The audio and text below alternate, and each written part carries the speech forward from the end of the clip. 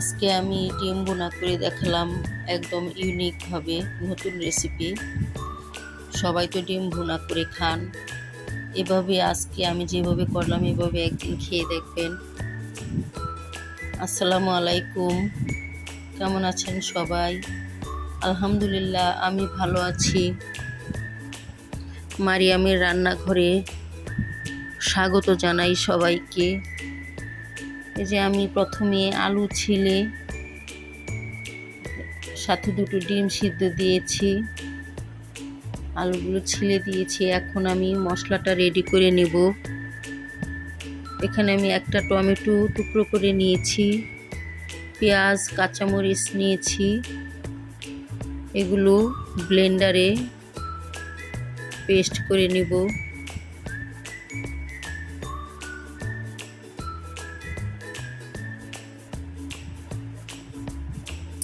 যে আলুগুলো মাঝখান দিয়ে কেটে নিয়েছি, ডিমটাও কেটে নিয়েছি। এখন এগুলো একটি ফ্রাই প্যানে ভেজে নেব হলুদ আর লবণ দিয়ে।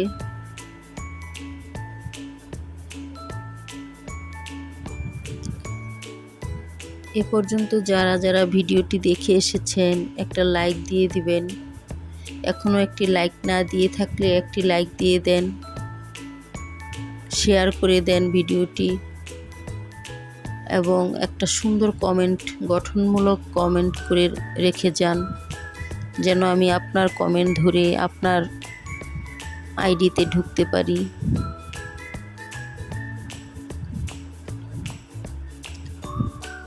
যারা যারা আমাকে এতদিন সাপোর্ট করে এসেছেন, আমাকে সাবস্ক্রাইব করেছেন, আপনাদের সবাইকে আমি জানাই অসংখ্য ধন্যবাদ। মন থেকে অনেক অনেক দোয়া ও ভালোবাসা। আর যারা এখনও আমাকে সাবস্ক্রাইব করেননি, আমার ভিডিওর কোনো অংশ যদি আপনার কাছে ভালো লেগে থাকে তাহলে একটা সাবস্ক্রাইব করে আমার পাশেই থেকে যেতে পারেন।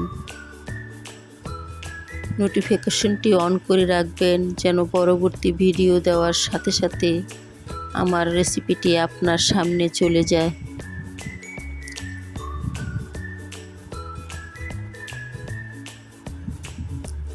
আমার ডিমগুলো ভাজা হয়ে গিয়েছে, ডিমগুলো উঠিয়ে নিব।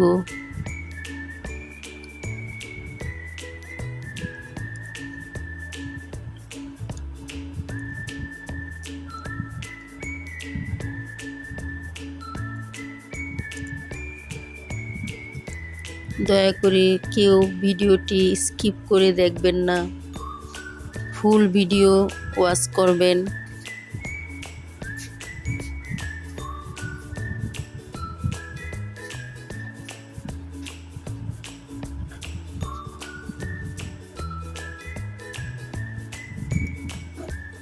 আলুগুলো ভেজে নিচ্ছি ভালো করে।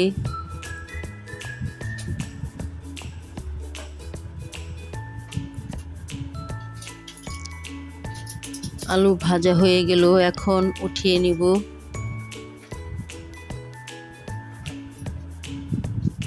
ওই তেলেই পেস্ট করা পেঁয়াজ রসুন, পেঁয়াজ আর টমেটো যে পেস্ট করে রেখেছিলাম ওগুলো দিয়ে দিলাম।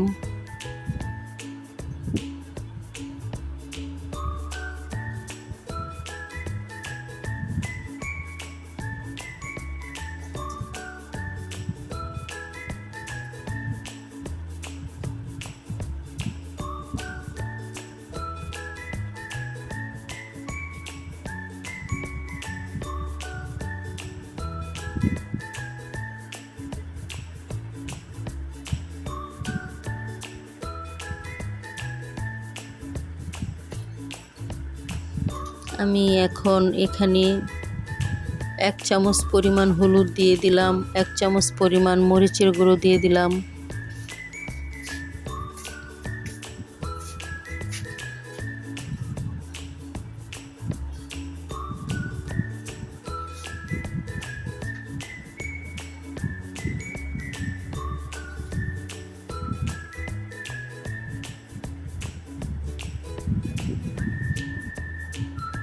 এখানে আমি গরম মশলার গুঁড়া দিয়েছি, পরিমাণ মতো লবণ দিয়ে দিলাম।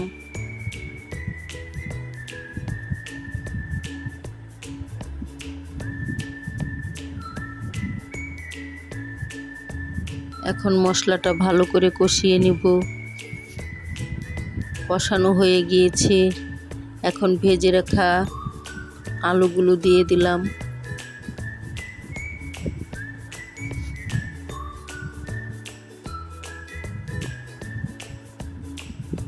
একটু মশলার সাথে মিশিয়ে নিচ্ছি নেড়ে চেড়ে।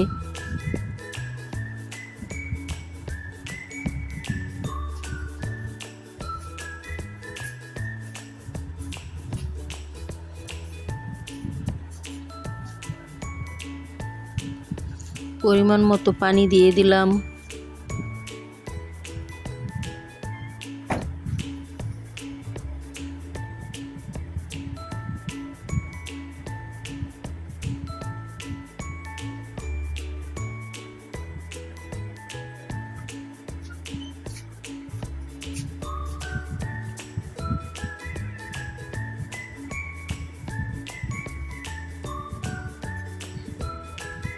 এখন ডিমগুলো দিয়ে দিলাম, ভেজে রাখা ডিম।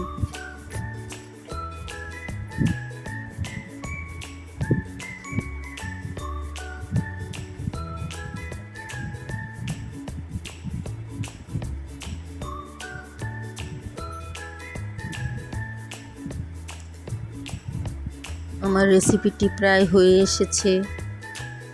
এখন ধনেপাতা দিয়ে দিলাম।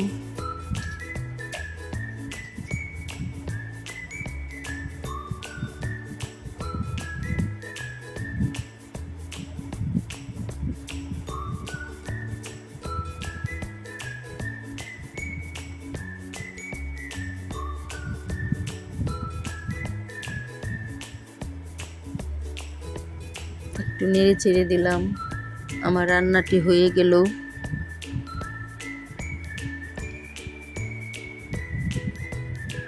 এই ছিল আজকের রেসিপি। আল্লাহ হাফেজ।